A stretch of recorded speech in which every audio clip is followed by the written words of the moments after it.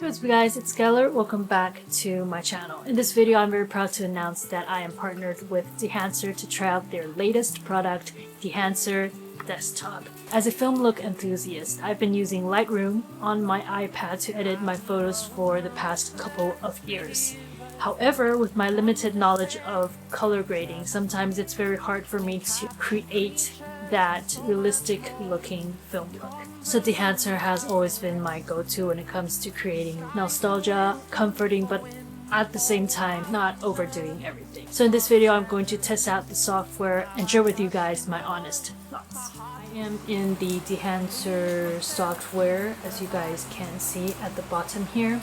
Before I dive into anything, I want to say that on the journey of creating the most realistic film look, because I don't really have the money to invest in an actual film camera, so editing is my way to go. I realized that with phones, it's usually an option where you click and you create that entire look, but at the same time you can't really make that much adjustment to the filter that is applied to the photo, so sometimes it seems a little bit too much. On the other hand, with Lightroom, I feel like it's really for professionals, so when you really want to create that look in your head, you have to be very familiar with how the app works, which is not that easy for beginners. So I'm just very curious that if you're simply interested in creating the film look and you're not a professional, you just want something that is easy, is Dehancer able to replace, I don't know, Lightroom and Photoshop? So we are going to see. As you can see, I have 3 photos here. I tried to find photos with different color palettes. So the first photo is one I took in Tokyo, and it's just more of a street view and with red, with yellow. And the other one I took in Taiwan, in Jiayi, and it's more of the, as you guys can see, there's more green in the photo. And lastly, I tried to find a photo I took at the beach, so there's water, but I ended up picking a photo I took at the aquarium in Malaysia. So there's blue, green, and red. We're going to see how the entire editing process works. So let's start with the first photo. Alright, so let's start with the white balance. I think it looks pretty well. If you want to make any adjustments, just go to custom and adjust the temperature and the tint to your own liking. Let's go for the print first. I usually go for Fuji, and we can always adjust everything later on. After we go for the print, we go to the film profile and pick out a film type and a profile that we like. And Fujicolor Superia 1600 is my go-to at most times, but I feel like it's a little bit too dark for my lighting, so maybe 200? Yeah, 200 looks good. I don't like the image to be too cold, so I tend to add a little bit more warmth to the entire image. Okay, so next up, you can see that in the edge, the blacks are a little bit too black, so I want to bring it up a little bit. So it's kind of like adding the faded look when you drag like an S-curve in photo editing softwares. Color head is where you could mess with the colors. So I want to bring in a little bit more red into the photos. And maybe a little more green.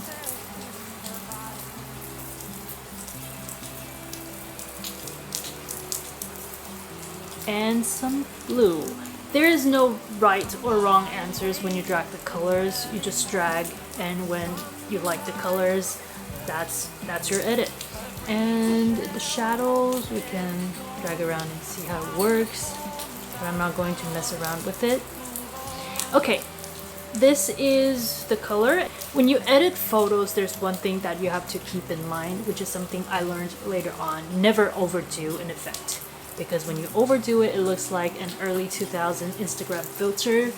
If that's what you're going for, then hell yeah. But if not, just keep that in mind. I think the colors look alright so far, and I'm not going to mess with the film developer and the film compression. But one thing I'm going to do is film grain.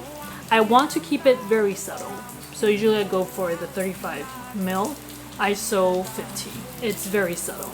And halation, Also, we try not to try. Yeah, this is like overdoing it. If that's not the look you're going for, maybe not. So let's go for 65mm. And yeah, this is the photo. This is the before, and this is the after. So there's like a warm, glowy look to it. This is a picture my friend took of me. First step, let's switch to the raw processor to Apple. Color balance looks okay, so let's go for the film print. Yeah, here it is. Like I said, I always go for a Kodak, but as you guys can see, the contrast is a little bit too much, so let's drag it down a little bit. Okay, next up, let's go for the film profile. Go for the 200 as well. You can see that there is a faded look to it, which is what I really like.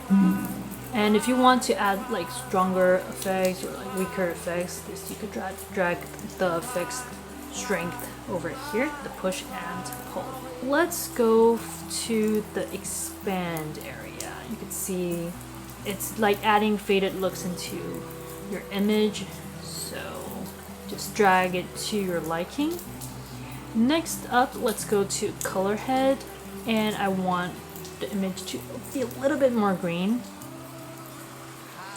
and maybe a little bit yellow and a little bit red. Let's drag down the green a little bit, or else I'll turn green, turn into Bulbasaur. Okay. Alright, this looks pretty nice. And then let's add some film grain, 35mm, and blue. Lastly, I want to add vignettes to my corner so it looks a little bit more. I don't know how to describe it. It feels like someone is hugging the image so it doesn't just go away. So this is the before, and this is the after. I don't know, I think it looks pretty nice. Okay, so let's move on to the last image, which is a picture that I took at the aquarium. I'm going to see if I can bring out the bluish green colors of the water. So firstly, like always, where's the... Oh yeah, this is by the way, okay, before. These two are raw images. This is a JPEG image, so apparently you don't have to adjust the source like we do for these two images. So okay, so the color profile are pretty simple. Just I try not to mess around with anything. Okay, I'm not a professional, so I'm not that familiar with professional terms, so I'm going to explain the process in a way that newbies or people who are just starting out can understand, because we're all in this together. Okay, hand in hand. Alright. Firstly, let's go for the print. This is my go-to steps for this app so far, but I believe that when I start using it more in my future endeavors, I might make adjustments to how I use this app, but for now, this is what works for me. So yeah, let's go for the print first. Same, I go for, ooh, you can see that the blue is already brought out. So Fujifilm, and then next up we go to film profile. Ooh, this looks nice though. Let's see how 200 looks. Maybe 1600? I think this looks okay, but I would have to bring down the blacks in the picture. See, expand. I'm going to, not too much. Okay, and lastly, the color head. Can you bring out the blue a little bit?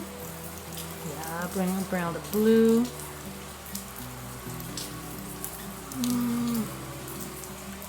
Add in a little bit of magenta. Don't be afraid to drag it to extreme. You can find the perfect color for you. Okay, let's bring in a little bit of red. I mean, I think it looks okay. And then a film grain, which is a 35mm. finally population. Oh, by the way, if you want to add bloom, you can always add it. It brings, like, it adds in a subtle look from older cameras. Okay, finally add a vignette to my pictures. And yeah, this is the before and this is the after.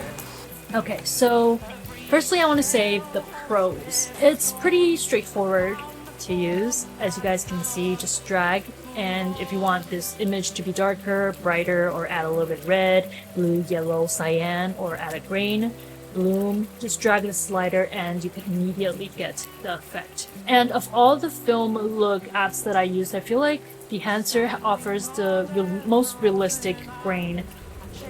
You can see the subtle grains, but they don't overdo it, so it feels like a breath of fresh air. And like I mentioned before with phones, those one-tap film filters, they have their limitations. But with Dehancer desktop, there's more flexibility. You can adjust contrast and brightness and the black, white edges, you could drag it, so it's easier to achieve the look you have in your head. And compared to Lightroom and Photoshop, which is obviously for people who are very, very professional, in my opinion, after using Dehancer desktop, I feel like Dehancer desktop is more beginner friendly. It's perfect for people who love the film look and they don't want to go through too much of a hassle to create their film look through Lightroom. I know how powerful of a photo editing software Lightroom is. I've used it myself, but I know it's not that friendly to a lot of beginners. So if you just want to go for the film look, Dehancer desktop, I feel like it's the perfect choice for you. There are a lot of film look options, so you could just scroll through it and find the one that you really, really like. As for the cons, you could see it is not Lightroom. It is not Photoshop. So a lot of the functions that you could do on Lightroom and Photoshop, you can't do it here on Dehancer desktop. But that's not really a con because they're just not marketed towards that. That's not what they are focused on. Their primary focus is creating the perfect color. So if you still want to like mask images or do a lot of like fancy schmancy stuff, you still have to do them on Lightroom and Photoshop. So yeah, different apps, they have different purposes. Alright, lastly, if you are interested in this app, if you enter the promo code SKYLAR, SKYLAR, you can get a 10% discount. But yeah, if you're someone who adores the film look and want to apply them to all of your beautiful photographies, Dehancer desktop is definitely something you should consider. But yeah, thank you guys so much for watching. If you guys enjoyed this video, please don't forget to give me a thumbs up and subscribe if you are interested in seeing more stuff I create. Thank you guys so much for watching. Hope you guys have an amazing day wherever you are. Until next time. Bye!